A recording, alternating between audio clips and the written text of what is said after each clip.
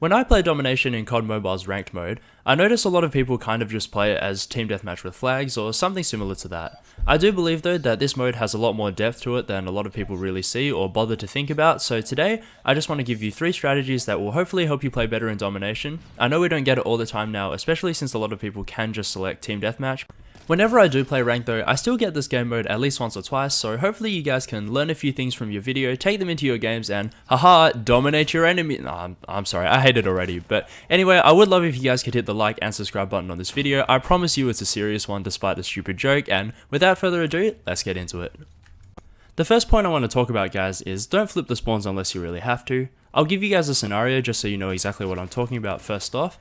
Let's say you've spawned at A, the other team spawns at C, you take A obviously because it's free, and then you get B, you've had a good fight at the start, and your team gets a bit excited and you start pushing into their spawn a little bit. Now, what happens is, when you're trying to kill the last few people remaining there and maybe cap that C point, the other team is already spawning on A, they've capped A for free, and now they're back capping B. Okay, great, you've got the C flag, but you've given up 2 flags to get 1, and now you're going to find yourselves behind for pretty much no reason. Guys, Domination is as much of a defense game as it is an offense game, and you do only need 2 flags to win. So when you hold A and B, usually what happens is kind of a front line forms across the map, and your idea is to hold this front line instead of trying to push it around the place. There are, of course, some exceptions to this, and I will talk about them in a second, but as a general rule, guys, you don't need to add any confusion to a game you're already in control of. Sure, you might get pushed back eventually, but while you have those 2 points, you might as well try and get as many points for them as you can. Play smart, guys, and don't throw away your advantage for no reason, basically. Now, for exceptions, there are a few, of course. Probably the most obvious one is if you're down by a lot and you clearly need the triple cap, then of course go for it, don't worry about it. Yeah, if you need all 3 flags, there's no other way to get it. You can't get the C flag just by sitting on B, unfortunately. You're not magic, it won't happen. Another thing is, if you're losing because the other team has 2 flags and you only have 1, then you can try flank around. Here, if you can successfully flip the spawn and maybe confuse the enemy a bit and mess up their line, that could be really helpful, so this is a good time to do it. On the flip side to that though, if you're the team that's up and you have 2 flags and you're just defending and not getting too aggressive like you should be, this is also less likely to happen to you, so that's an added bonus. But basically the general rule is, if you're winning, hold. If you're losing and you really need an extra cap or something, then go for it.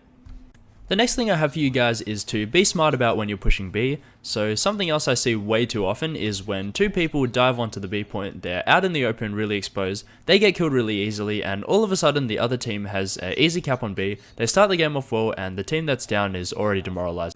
Guys, the whole point of getting kills in Domination is to buy time for your team to capture the points. Less enemies alive means less enemies that are able to capture and contest the points, so it's not just to pad your stats, you actually are doing it for a reason.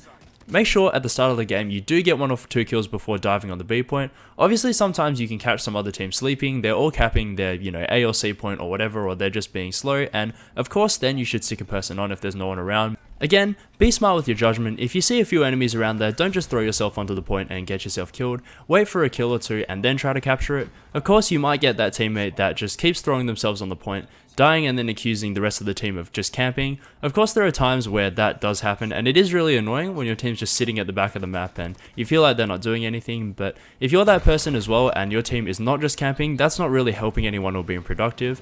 Not only that, but if you keep dying, you're also going to be feeding the other team's score streaks, and once those sentry guns and Goliaths start rolling in, the game is going to become a lot harder and you could lose pretty fast like that. A few other things under this point, if you get 3 kills, definitely jump on B as soon as you can if it's not already yours, so that will buy you a lot of time and space to hopefully get that cap off, and then you can just defend from there. Also, use your smokes and trophies. This is one that most people do know. If you're playing in a team, it might be good to have 1 person rushing with an SMG and maybe a flashbang or concussion grenade, but other than that, you should always be running a smoke and a trophy in Domination, and do remember to use them as well.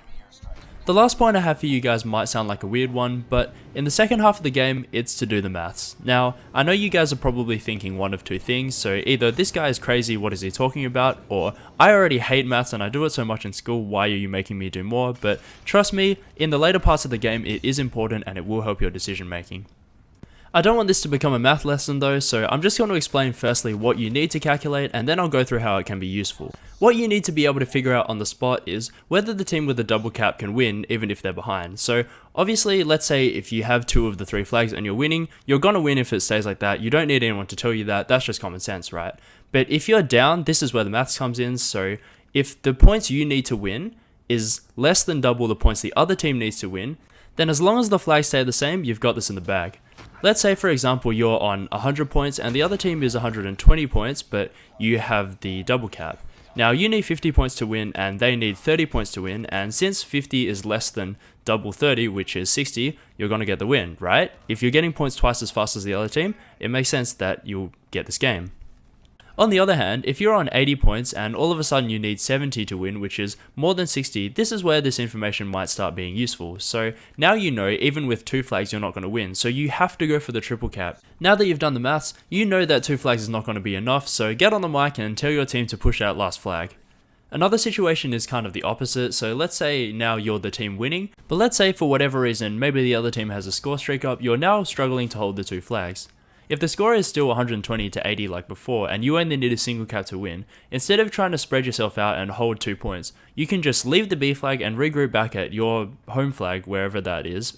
It's really hard for a team to capture a point when all 5 people on the other team only have to defend that 1 point, especially when the defenders are spawning right next to it and the attackers have to keep running across the map each time.